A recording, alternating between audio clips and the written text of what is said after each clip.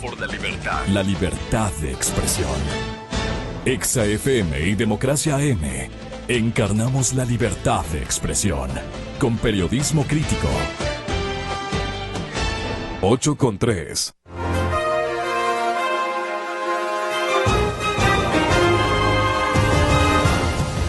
Ministro José Serrano, muchas gracias por darnos el honor de tenerlo acá. Para nosotros un honor que un representante del oficialismo también tenga la gentileza de aceptarnos tertulias. Y usted lo ha hecho permanentemente. Muchas gracias por aquello, doctor Serrano. Vea, yo no sé por qué nos sorprendió. Haya armado la gente, si le damos o le otorgamos credibilidad a la investigación social que ha realizado la encuestadora Monitor, que todos conocemos a qué empresa pertenece. Y claro, hay una suerte de combinación estratégica política también, pero conociendo como conozco la calidad de los trabajos de Blasco Peñarrera Solá, los trabajos técnicos, los trabajos de indagación y de investigación social, no deja de sorprendernos, no porque los resultados afloran de Monitor, que es una de las empresas de comunicación que ha manejado durante muchos años Blasco Peñarrera Solá, haya la gente respondido de la manera como ha respondido, ubicándole a usted también con dos figuras del régimen, pero totalmente maltrechas por la opinión pública, en honor a la verdad, son actores muy controvertidos, el señor fiscal y el señor ministro de la Defensa. Ellos se han ganado, digamos, esa especie de indisposición de parte del público respecto a lo que ellos hacen o han dejado de hacer. Pero a usted lo que se ha oído son más bien elogios en términos de su lucha en el tema de la seguridad ciudadana, su lucha, su valentía. Cualquier ciudadano con el que platico en forma formal e informal, o por necesidad de comunicación o de rescate de opiniones, porque ese es mi trabajo, se refieren al trabajo que usted ha realizado como adecuado. Pero la investigación de Monitor le sacan también a usted como un actor gubernamental que ha perdido credibilidad en el tiempo. Dicen Patiño, Serrano y Chiriboga con baja credibilidad. Y esto se colige naturalmente, dirá Monitor.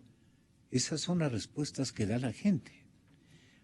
¿Usted cree que su credibilidad es comparable a la credibilidad de Galo Chiriboga, fiscal general del Estado, o a la de Ricardo Patiño, ministro de la Defensa, quienes ostentan cada uno de ellos 20% de credibilidad y confianza públicas?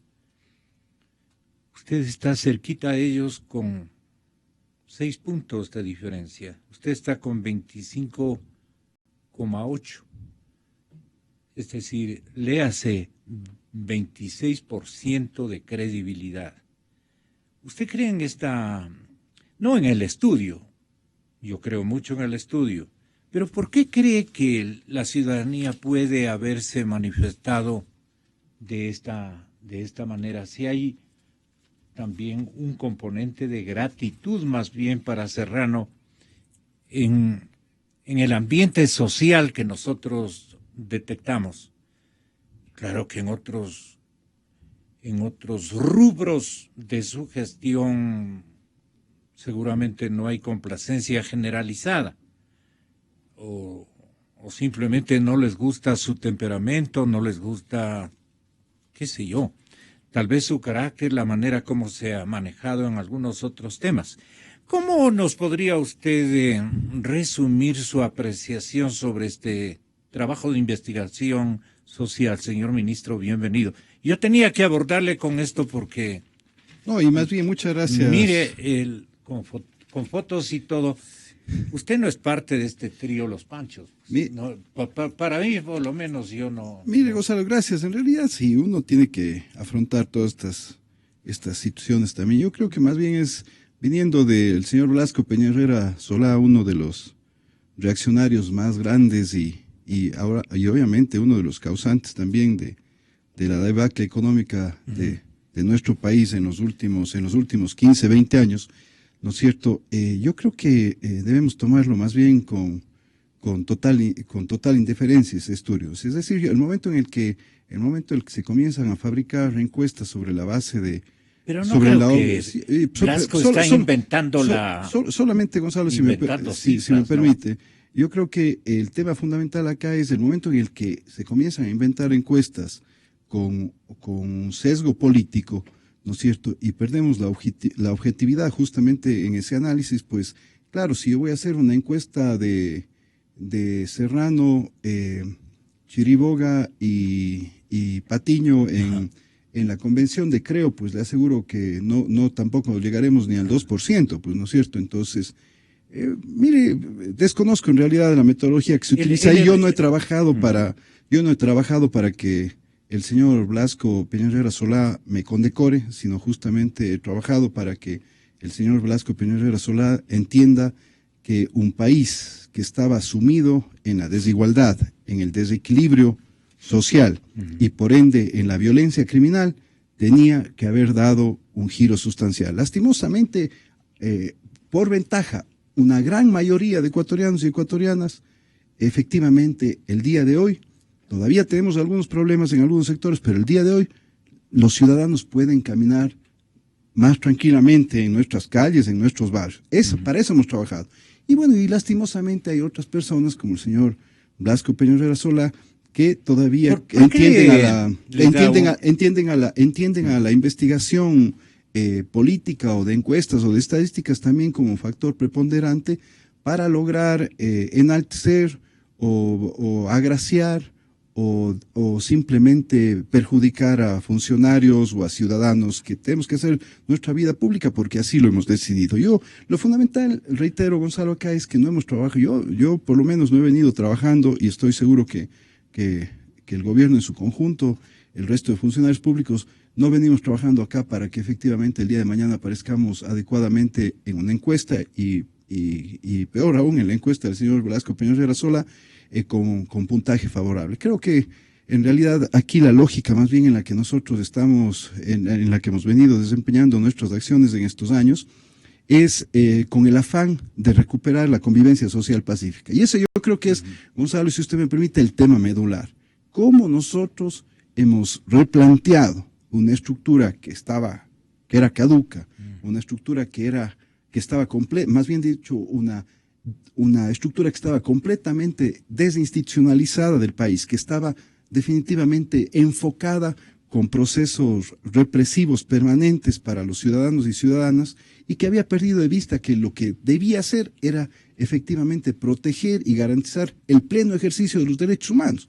Por supuesto que este es un proceso siempre perfectible, siempre debemos ir mejorando estándares de calidad en materia de seguridad ciudadana, siempre debemos ir mejorando la relación con los ciudadanos, pero el mismo hecho, por ejemplo, que nuestra policía el día de hoy haya pasado de una doctrina militarizada, es decir, siempre combatiendo al enemigo, ¿no es cierto?, a una doctrina civil y comunitaria, donde efectivamente la policía... Civil y comunitaria, que es fundamental. ¿Usted cree que ya se produjo esa conversión? Sin lugar a dudas, el momento es que, Gonzalo, no solamente tiene que ver con un tema de nuevo modelo de gestión operativa en las calles, en los barrios, en las zonas rurales.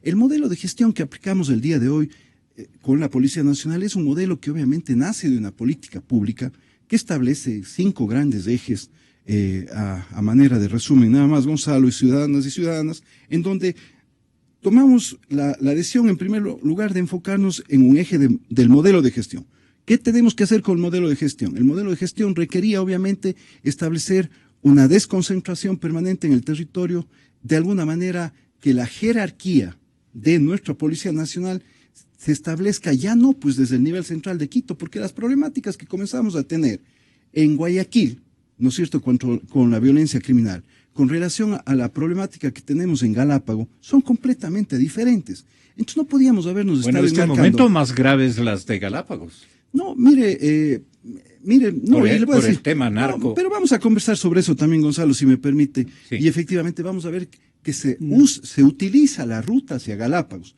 pero es una ruta obviamente que se está utilizando con embarcaciones que están que salen de Tumaco.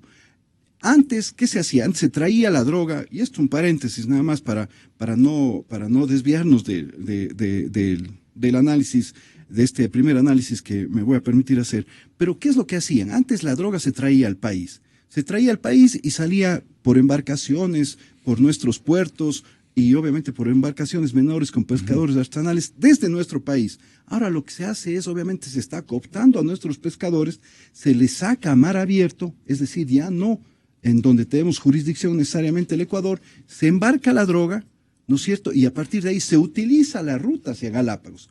Pero decir, ¿no es cierto?, o tratar de sesgar y decir que Galápagos se ha convertido en el punto central de carga de droga, etcétera, hay un gravísimo error ahí. De abastecimiento. De abastecimiento, eso es imposible.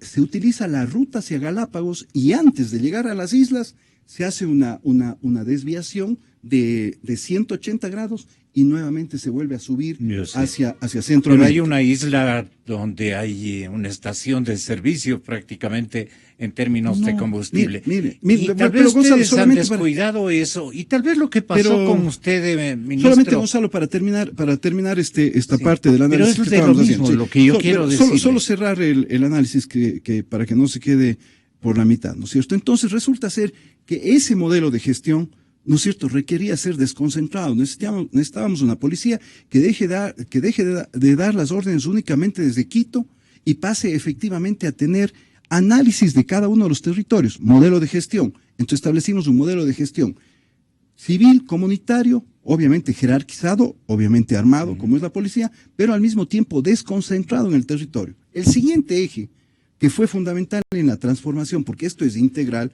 efectivamente era el eje de la formación. La formación en la policía era un Estado dentro del Estado. La policía decía cómo se formaban a los policías, para qué se formaban a los policías. La policía ni siquiera estaba, el sistema educativo de la policía ni siquiera estaba sujeto a un control institucional estatal. La policía establecía su malla curricular, la policía determinaba cómo reclutaba a los nuevos miembros de la institución. Y les cobraba. Y obviamente les cobraba, pero además establecía una diferenciación absurda entre quienes debían ser oficiales y quienes debían ser policías de línea. Ahora tenemos un proceso unificado desde hace 3 años y medio en la policía que determina que la meritocracia establece quiénes van a ser oficiales y quiénes van a ser policías de línea. ¿Cómo?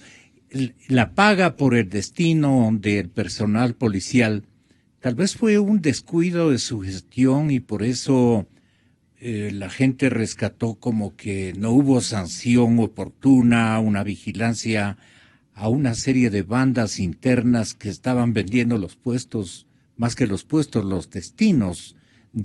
Pero mire, Gonzalo, este es un tema. Sí. Nosotros lo que hicimos, y vamos a hablar del tema de los pases específicamente, que no tiene nada que ver con el tema del reclutamiento. El reclutamiento el día de hoy es un reclutamiento que se hace con toda una comisión y una veeduría ciudadana, ¿no es cierto? Y reitero, que establece que los mejor... Y con tecnología. Por supuesto, los mejor puntuados del país, los que más méritos tienen, los jóvenes, hombres y mujeres que más méritos tienen, ellos ingresan a ser los aspirantes a oficiales de la policía, ¿no es cierto? Y obviamente los que les siguen, que también tienen muy buenos puntajes, porque hemos establecido un estándar, ¿no es cierto? Una media, ¿no es cierto? Que en la policía no pueden ingresar, por ejemplo, aquellos que tengan menos de 750 puntos en el examen ENES, ¿no es cierto? Antes no existía nada de esto en el examen del SENACID, en otras palabras, antes no existía nada de esto. Entonces resulta ser que habíamos simplemente privilegiado los palanqueos, las relaciones de poder para quienes tenían que ingresar a ser oficiales, y habíamos, ¿en desmedro de qué? En desmedro efectivamente de aquellos jóvenes, hombres y mujeres, que podían haber llegado a ser buenos oficiales, de extraordinarios oficiales, como muchos de los que tenemos el día de hoy, o extraordinarios policías de línea, de acuerdo a sus méritos académicos, a sus capacidades, combinadas con su salud física, etcétera. Entonces, ¿qué tenemos el día de hoy? El día de hoy tenemos ya desde hace 3 años aspirantes a oficiales y policías que ingresan con un sistema de meritocracia, ¿no es cierto?, que ya no determina si es que el hijo del general, el hijo del coronel, el primo del general, el primo del coronel va a ser oficial de policía. No, aquí está determinado sobre la base efectivamente de los méritos. Yo quisiera que algún momento podamos visitar la Escuela Superior de Policía, que entre paréntesis también fue la primera escuela superior de policía, o por lo menos una de las 2 primeras escuelas superiores de policía de Latinoamérica, que tuvo como directora a una mujer, que el día de hoy es general, que también es importante. Justamente con ella pudimos hacer las grandes transformaciones que necesitábamos en ya la implementación de este nuevo sistema de formación de la Policía Nacional. Entonces, vamos a ver ahora la diversidad de compatriotas, hombres y mujeres que tenemos formándose para oficiales, ¿no es cierto? Sin ningún tipo de discriminación. Tenemos hombres y mujeres afro, ¿no? Nuestra gran perspectiva es que este año puedan ingresar ya hombres y mujeres también de nacionalidades indígenas a ser oficiales de la policía, romper con todos los sesgos, con todos esos atavismos y en realidad esas aberraciones, podríamos decir, claro, sobre discriminaciones que estaban en el país. El segundo eje, formación. Entonces vamos, modelo de gestión, formación. El otro tema fundamental, Gonzalo, era la infraestructura física y tecnológica de la policía. La policía carecía de infraestructura física y tecnológica para realizar su gestión. Cuando llegamos al Ministerio del Interior, todavía teníamos unidades especiales que tenían que hacer el análisis de inteligencia criminal a mano. Es decir, tenían que ir al registro civil, que les impriman las fichas de ciertas personas que estaban siendo investigadas por la justicia. Tenían que ir al barrio a tomar la foto de la casa de donde supuestamente operaba esa persona. Y sobre eso tenían que ir, obviamente, de ciudad en ciudad buscando algo de información. Y a mano tenían que ponerse a hacer los mapas de articulaciones. Ahora, obviamente, con toda la estructura de investigaciones que existe y con todas las facilidades tecnológicas que tiene la Policía Nacional, esto nos ha permitido dar un giro sustancial. Nos ha permitido, por ejemplo, Gonzalo, el día de hoy, disminuir los casos de sicariato prácticamente a 0 en lo que va del año, Gonzalo. Mientras que en el año 2009, en el año 2009, espantoso aquello. No, pues estábamos hablando de que en el país, claro, de las prácticamente 2.500 muertes violentas que teníamos en el año 2009, ¿no es cierto? Teníamos no menos de 350 muertes correspondían a sicariato, Gonzalo. Y obviamente, si nosotros nos vamos más atrás todavía, al año 2000, de las 1.600 muertes que teníamos en el año 2000, ¿no es cierto? Más o menos 400 muertes ya correspondían a casos de sicariato también. Entonces, ¿qué sucede, Gonzalo? Que aquí y obviamente esos casos quedaban en la impunidad en su gran mayoría. Se hacía la componenda entre un policía y el sistema judicial, y simplemente la persona que estaba detenida por el delito de homicidio y asesinato, estamos hablando de homicidio y asesinato, el delito más grave, quitarle la vida a otra persona, y además con esta hazaña de lo que es el sicariato, cobrar para matar, quedaban en la impunidad estos hechos. Entonces, específicamente, Gonzalo, lo que hemos hecho acá es recuperar, o más bien dotarle al fin a nuestra Policía Nacional de una capacidad que era fundamental. Entonces vamos ya a 3 ejes, ¿no? Sí. El eje de la formación, del modelo de gestión, el eje propio. Pero yo tengo que preguntarle, ¿por qué cayeron sus calificaciones sociales? ¿Por qué le silenciaron a usted? Le dio la impresión de que le dijeron que esté quieto, que no diga nada. Absolutamente, no. No hubo ninguna circunstancia, Gonzalo, de esa naturaleza. Gonzalo, y entonces, yo tuve la encuestadora de Blasco Peña Herrera Solá encontró que su imagen había sido, Gonzalo, por estas circunstancias, yo creo que ponernos a hacer el análisis, destruida, digamos. Gonzalo, yo creo que ponernos a hacer el análisis de la encuesta del señor Blasco Peña Herrera Solá es hacerle perder tiempo a la radio, es perder un tiempo valiosísimo para hacerle perder un tiempo a los ciudadanos que nos están escuchando, y obviamente perdemos el tiempo todos, porque en realidad yo creo que si aquí hay que hacer análisis, reitero, los análisis sobre la base de la información que efectivamente sea confiable, que sea técnicamente probada cómo se ha realizado. Entonces, no se ha desdibujado su imagen en ningún momento. Puede ser, por supuesto. Y eso yo le reitero, yo no estoy aquí ni para ser estrella de Navidad ni Mister Ecuador. Aquí lo que estoy efectivamente yo lo que estoy aquí es comprometido con el país para seguir luchando, ¿no es cierto?, a costa de mi riesgo personal y el de mi familia, y entregarle absolutamente todas mis capacidades para lograr los resultados que hemos tenido. Ha corrido riesgos muy serios. Sí, mire, pero también hablar de eso también sería hacerle perder el tiempo a la ciudadanía, ¿no es cierto? Yo creo que aquí lo fundamental es hacer el análisis integral, la evaluación de cómo estamos frente a la delincuencia en este momento, en agosto del año 2016, frente a cómo habíamos estado frente a la delincuencia una década atrás, 5 años atrás, 20 años atrás. Eso es lo fundamental. Y en esa misma línea, Gonzalo, yo sí quiero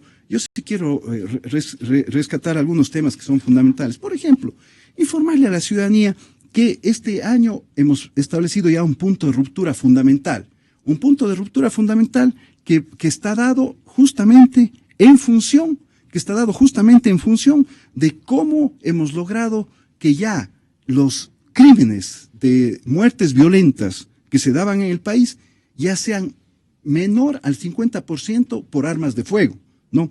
El Ecuador, en el año 2002, el 75% de homicidios y asesinatos que se daban en el país se daban por uso de arma de fuego, ¿no es cierto? Mire cómo estaba de peligrosamente armada nuestra sociedad y sobre todo el crimen organizado, la delincuencia, que el 75% de muertes violentas en el país se daban con armas de fuego. ¿Qué logramos? En el año 2014 ya logramos que las muertes violentas por armas de fuego bajen al 56%, pero este año 2016 es el fundamental, reitero, para el punto de ruptura, porque ya menos del 50% de esas muertes violentas corresponden a muertes utilizando arma de fuego. Pero esto tiene que ver, además, este análisis específicamente que le voy a dejar aquí esta lámina, Gonzalo, tiene que ver también con lo que está sucediendo ya en general con las muertes violentas en el país. Las muertes violentas en el país, a la fecha, ¿no es cierto? Ya el Ecuador cuenta con una tasa que la puede exponer a nivel mundial. ¿No es cierto? Estamos hablando prácticamente desde el año 1997. Era imposible que el Ecuador pueda ponerse a debatir de seguridad ciudadana con los índices de violencia que habíamos comenzado a tener. En el año de 1984 fue el último año que el Ecuador, y alguna vez lo dijimos aquí en la radio, pero es bueno recordar esto, Gonzalo. En el año 1984, es decir, hace 30 y tantos de años, ¿no es cierto? El Ecuador fue la última vez que tuvo la tasa de homicidios y asesinatos de un solo dígito. Llegamos a tener 9 casos por 100.000 habitantes en el año 1984. Resulta ser que esa tasa comenzó a subir, y eso parecía que era una lógica mundial y que eso nunca iba a poderse revertir. Pues el día de hoy, Gonzalo, luego de esta aplicación de esta política pública que la ha manifestado alrededor de la transformación de estos 4 ejes, el Ecuador vuelve a tener la tasa en el 2015 de 6.41 casos por 100.000 habitantes, ¿no? Cuando habíamos llegado a tener prácticamente una tasa de 20 casos por 100.000 habitantes. Esta situación prácticamente es una lógica que se está dando en el Ecuador, tal vez se está dando también en Uruguay, y obviamente se está dando también, si no estoy mal, en Chile se mantiene la tasa de homicidios y asesinatos. Entre este rato nosotros ya podemos hablar, por ejemplo, de Quito, nuestra capital. Es la única ciudad que está entre las 6 ciudades más seguras de Latinoamérica, ¿no? Se hace un análisis en un instituto que es bastante crítico de Brasil, ¿no? Y en este instituto efectivamente se ha determinado que entre las 6 ciudades más seguras de Latinoamérica están 2 chilenas, está una mexicana y están 3 ecuatorianas. Está Ambato, está Quito y está Cuenca.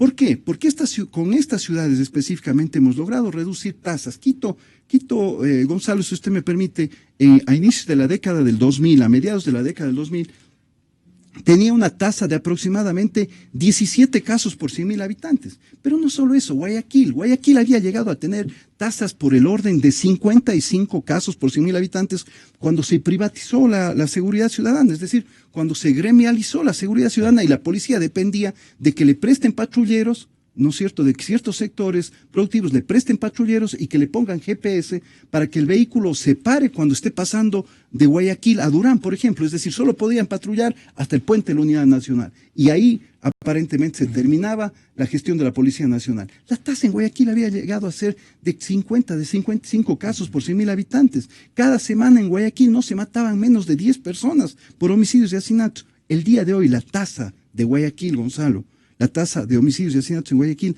es de 7 casos por 100.000 habitantes. 7 casos por 100.000 habitantes. Manabí había llegado a tener tasas, Gonzalo, tasas que llegaban al orden de 60, 65 casos, ¿no?, por 100.000 habitantes. No nos olvidemos que las ciudades más peligrosas del mundo, de las 50 ciudades más peligrosas del mundo, 48 están en América.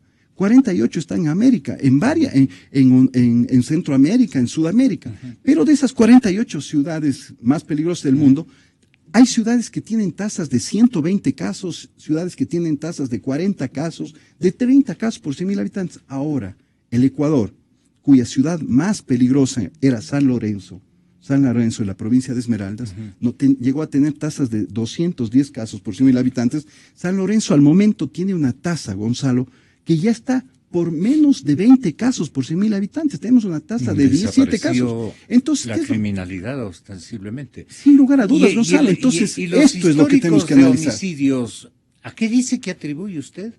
Esto atribuye... La reducción atribuye justamente a haber dado este giro sustancial y transformar la gestión de la Policía Nacional y las políticas públicas de seguridad ciudadana en beneficio no de defendernos de la delincuencia, sino proteger el ejercicio pleno de los derechos de nuestros compatriotas, Gonzalo. Antes todo el mundo estaba bajo sospecha. En la calle había que hacer requisas a todo el mundo. En la calle había que estar mirando a todo el mundo. Y obviamente una policía que estaba más concentrada en ir a lanzar gases lacrimógenos en manifestaciones estudiantiles, a protegernos a diario en los barrios. Eso es lo que estaba pasando. El enfoque era completamente represivo. Entonces, por eso es que cambiando la doctrina, transformando la doctrina policial a una doctrina civil y comunitaria, una doctrina de derechos fundamentales, garantizando esos derechos fundamentales, el día de hoy tenemos una policía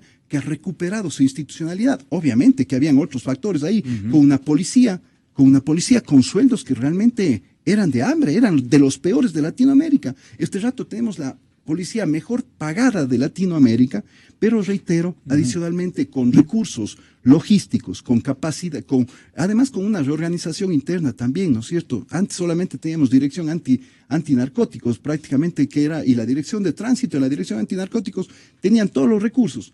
Hoy contamos con una Dirección Nacional de Delitos contra la Vida, Secuestros o Extorsiones. Le hemos dado más capacidad a la policía para analizar estos que son los delitos que nos preocupan. Estamos formando el día de hoy la Dirección contra los delitos intrafamiliares de género y obviamente los delitos sexuales, porque ese es otro de los temas que también nos interesa. Permítame atacar, leerle esta consulta que le formula Alexandra Córdoba, es la madre de el joven David Romo. Alexandra dice, ¿cómo van a bajar las cifras si la gente no denuncia? Si los muertos o desaparecidos no aparecen en sus registros, esto no significa que no hayan delitos. Claro, ella, hay que comprender, también está... Mire, yo a doña Alexa, justamente muy resentida con la justicia, mire, pero con la seguridad. Sí. Mire, yo creo que ahí está una mire, yo he conversado permanentemente con ella y no voy a develar ninguna de las conversaciones con doña Alexandra. Ella sabe que tiene toda nuestra solidaridad, todo nuestro respaldo. Ella sabe que tenemos un compromiso ¿Y que como usted Estado ha trabajado en el asunto Romo? Sí, hemos trabajado mucho, reitero, Gonzalo. No hay ni una hipótesis. No, hay hipótesis, hay acciones que tomar. Yo justamente aspiro a que efectivamente podamos tomar esas acciones en lo que va de este año y efectivamente llegar a una resolución que nos permita saber el paradero de David Romo, ¿no? Por ejemplo, yo armar un debate con doña Alexandra Córdoba alrededor de que si las cifras han bajado, por qué han bajado las cifras y todo eso, creo que es un error. Más bien quiero ratificarle a la señora Alexandra Córdoba y a los padres o familiares de otras personas que están desaparecidas involuntariamente, ¿no es cierto? Que todavía no se compromete. Que aquí tenemos un compromiso, Gonzalo. Es la primera vez que un Estado, que un gobierno, el propio presidente de la República, cada 6 meses se reúne con los familiares, cada 6 meses, podríamos decir, el tema más sensible que tenemos como sociedad. Pero el tema de las personas desaparecidas, obviamente el tema del microtráfico, Gonzalo, yo creo que son los dos temas medulares que se están abordando desde otra perspectiva, ¿no? Del asunto narco. Mire, hoy estamos complicados con el tiempo. Mire, estamos listos, Gonzalo, la próxima semana, cuando avancemos en esa perspectiva, pero yo le quiero decir un tema que es clave. Aquí es dramático, el microtráfico, ¿no es cierto?, tiene un factor preponderante, y es que estamos nuevamente desdibujando el debate, tratando con posiciones caducas, ¿no? Tratando, por un lado, unos pocos que siguen utilizando a nivel mundial la teoría de que hay que simplemente reprimir la lucha contra las drogas. Por otro lado, ¿no es cierto?, un debate que también se va agotando, que hay que legalizar la droga. Entonces, aislándole justamente al mundo de un tema que es aislando justamente del debate un tema que es fundamental. Aquí hay un tercer eje que tenemos que incluirlo, y ese eje es el de proteger los medios de producción y las fuentes de empleo para que efectivamente el negocio de las drogas deje de ser tan lucrativo para las estructuras criminales. Explíquenos esto. Y esa protección de los medios de producción y de los empleos específicamente, claro que es responsabilidad de nosotros, por ejemplo, como Estado ecuatoriano, porque por aquí transita droga que va a otros países y droga que se vende acá. Pero sobre todo es responsabilidad de esos países que mayoritariamente son destinatarios de la droga. Aquí se ha armado una lógica en la cual se invisibiliza el problema de las drogas en el debate, por ejemplo, de los acuerdos comerciales, de las alianzas estratégicas, con Europa, con Estados Unidos. Aquí se comienza a hablar del tema comercial únicamente desde el punto de vista tributario. ¿Cómo se establecen salvaguardias? ¿Cómo se protegen productos de esos dos países? Señores, y eso hay que decirle a todos los países europeos y a Estados Unidos. Señores, aquí el tema fundamental es cómo ustedes protegen a su sociedad para que la droga no llegue a sus países. Y para que la droga no llegue a sus países, ustedes son corresponsables directos de que nosotros, aquí en Latinoamérica, en Ecuador, en Colombia, en Perú, protejamos las fuentes de empleo y los medios de producción, les demos valor agregado, que nuestros productos puedan llegar allá de manera masiva y permanente. Porque Gonzalo, solamente en lo que va de estos 7 años, son 15.000 millones de dólares los que hemos incautado en droga. Esos 15.000 millones de dólares deberían estar en Europa. ¿Escucharon o Estados ustedes Unidos, ¿no? esa cifra? No, 15.000 hemos incautado. No, ese es el valor comercial de la droga que hemos incautado que iba a Europa o Estados Unidos. Entonces aquí ¿Cómo manejan esa aritmética? Perdón. Mire, porque sabemos cuánto cuesta un kilo de droga en Estados Unidos, cuánto cuesta un kilo de droga. ¿Esto está calculado a precio mercado norteamericano? De Estados Unidos, lo que iba a Estados Unidos y obviamente lo que iba y a lo que se vende un kilo de droga en Europa. 15.000, Gonzalo. Entonces resulta. Pero resulta. Está calculado al precio de mercado en Norteamérica. En Estados Unidos y en Europa. Sí, porque en Estados Unidos, por ejemplo, la cocaína es más cara, la heroína es más cara, ¿no es cierto?, que en Estados Unidos. Entonces, Gonzalo. Entonces el debate tiene que abrir un nuevo eje aquí, que es el eje de cómo protegemos los medios de producción y las fuentes de empleo. Y aquí es donde nosotros tenemos que exigirnos al máximo para que efectivamente esta lucha contra el problema de las drogas deje de tener solamente un enfoque represivo, un enfoque de consumo y pase a tener también este enfoque estratégico de cómo proteger estas fuentes de empleo. Un testimonio agradecido de la sociedad ecuatoriana sería manifestar que el ministro de Interiores, José Serrano, es un líder de la seguridad ciudadana de estos tiempos. ¿Tiene usted derecho a identificarse de esa manera o a rescatar espontáneamente una gratitud social en ese sentido? No, Gonzalo. Pero ¿sabe cuál es mi derecho? Pero usted también ha perdido credibilidad porque no creo que esto está forjado. Bueno, Gonzalo, le vuelvo a, le reitero, Gonzalo. ¿Por qué usted tiene de parte de la ciudadanía, digamos, algún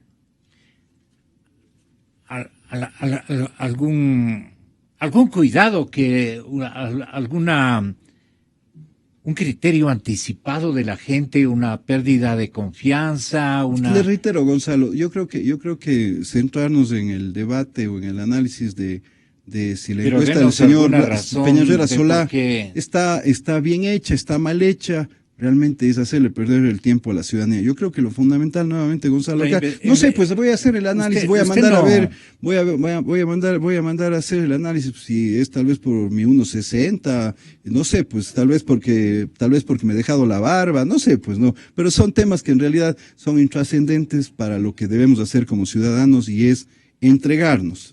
O sea, mi derecho sí es, Gonzalo, seguir dándole a mis compatriotas todo lo que le hemos dado estos años para transformar las estructuras, resultados. Ahí se mide, porque cualquier tema teórico que yo le venga a plantear acá, si yo no lo puedo exponer con resultados, pues simplemente ha caducado, no sirvió, al probarse, obviamente no se determinó que no era el correcto, pero yo creo que definitivamente hay una línea de acción, una gestión de política pública también que está establecida para que podamos mirar hacia un horizonte más allá. Tal vez no le perjudica que usted trabaja muy cercano a Galo Chiriboga. Y que es su obligación, naturalmente. Mire, aquí, Gonzalo, le reitero, el trabajo de fiscalía, función judicial y todo eso, básicamente tiene que ser un trabajo articulado, ¿no es cierto? Hay un trabajo articulado que es el que ha determinado que el día de hoy podamos tener resultados, que los delincuentes más peligrosos del país estén tras las rejas, y que esos delincuentes el día de hoy le estén rindiendo cuentas al Estado. No podía ser posible que nosotros vayamos a Manabí y tengamos un secreto a voces, cobros de vacunas en locales comerciales para que estén protegidos. En Esmeralda sucedía exactamente lo mismo. En Guayaquil ni se diga. Y aquí en Quito mismo, ¿no es cierto?, teníamos estructuras criminales que se venían básicamente a asentar para desde aquí dirigir las operaciones de narcotráfico a nivel internacional. Eso definitivamente se ha terminado. Aquí estamos protegiendo a nuestros compatriotas. En este momento, por ejemplo, estamos enmarcados definitivamente en cómo logramos una disminución de otros delitos, de ese delito del robo a personas, del robo a vehículos, del robo a domicilios. Al momento hemos logrado ya una reducción. Este año, a pesar de que obviamente hemos tenido problemas económicos y todo eso, y que ya se vaticinaba en enero, en diciembre, que los delitos iban a disparar, sin embargo, por ejemplo, en robo a personas tenemos ya una disminución del 14% a nivel nacional, ¿no? En Quito, en Guayaquil, tomando en cuenta todas las ciudades. ¿Pero en cuánto estaba? ¿En cuánto está? Le voy a dejar acá justamente, teníamos más de 21 robos a personas en el año 2015, hemos logrado reducir ya 18.000 a nivel nacional a la fecha. Esto determina una disminución del 14%, con estrategias tan simples, intervenciones integrales que estamos haciendo en el Cerro Las Cabras, barrios que en Guayaquil jamás se habían tocado, en Nueva Prosperina. Había un barrio en Guayaquil que se llamaba el barrio de la H, había otro barrio que se llamaba el Centro Comercial de las Drogas, así se llamaban los barrios en Guayaquil. Aquí mismo en Quito, la intervención que estamos haciendo en Eugenio Espejo, en el distrito de Eugenio Espejo, que representa para el país el distrito, prácticamente Eugenio Espejo en el tema complejo de la delincuencia, representa prácticamente como una zona, como cualquier ciudad, la ciudad más grande del país. Coloradísima.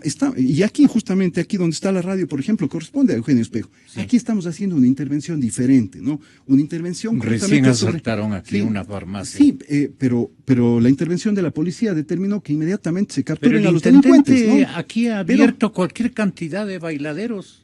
Misteriosos, pero ¿no? Mire, pero ha dado autorización. Gonzalo, eso usted no controla. Mire, Gonzalo, algún rato seguramente deberíamos irnos a pegar, la sociedad debería irse a pegar un baile, un buen cóctel, ¿no es cierto?, en nuestros lugares, porque en realidad el tema de la seguridad ciudadana pasa también por esa corresponsabilidad que tenemos como ciudadanos, ¿no es cierto? Nosotros cómo respetamos los derechos de los otros, pero el tema... Sí, pero aquí lo fundamental, Gonzalo, es cómo efectivamente estamos haciendo un trabajo integral ¿no es cierto?, para, por primera vez también, luego de varios años en el país, lograr una reducción de delitos. Hemos logrado al momento, en los 7 delitos que analizamos, hemos logrado una reducción del 15% ya. Mire, le voy a dejar este cuadro, Gonzalo. Robo a personas, menos 14%, robo a domicilios, menos 13%. Porque yo quiero que escuche las posiciones del asambleísta Antonio Pozo. He invitado también al señor doctor Juan Carlos Solines.